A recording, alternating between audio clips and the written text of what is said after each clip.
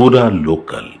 కనీసం మనం దారిలో పోతూ ఉంటే ఒక యాక్సిడెంట్ జరిగితే మనం ఏం చేస్తాం? కనీస బాధ్యత, సామాజిక స్పృహ, ఇమ్మీడియట్గా దిగుతాం.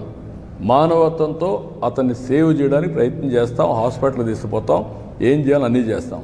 సో మెనీ సార్లు, ఎన్నోసార్లు నేను దారిలో పోతా ఉంటే యాక్సిడెంట్ అయితే నా అంబులెన్స్ ఇచ్చి హాస్పిటల్ తీసుకుపోయాం.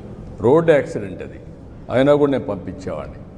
కనీసం నువ్వు నిలబడకుండా, కనీసం దాన్ని నీ మనుషులు అక్కడ ఒక కుక్క పిల్లని మారి తీసి రోడ్డు మీద పక్కన బారేసి, చెట్ల కింద బారేసి మీరు వెళ్ళిపోయారంటే, కంపల్లో బారేసి మానవత్వం ఉందా మీకు?